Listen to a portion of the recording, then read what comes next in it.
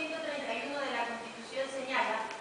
que la Asamblea Nacional podrá proceder al enjuiciamiento político a solicitud de al menos una cuarta parte de sus miembros y por incumplimiento de las funciones que le asignan la Constitución y la ley.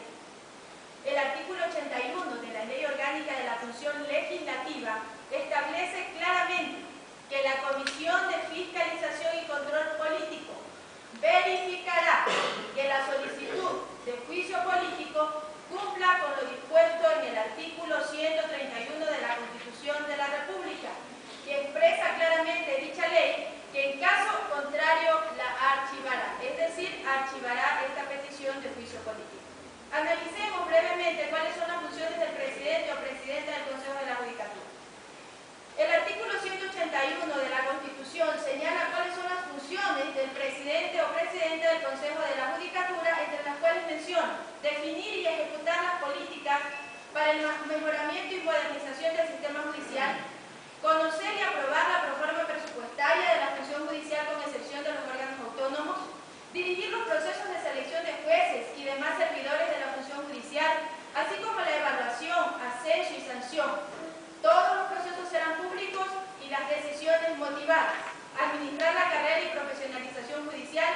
y organizar y gestionar escuelas de formación y capacitación judicial.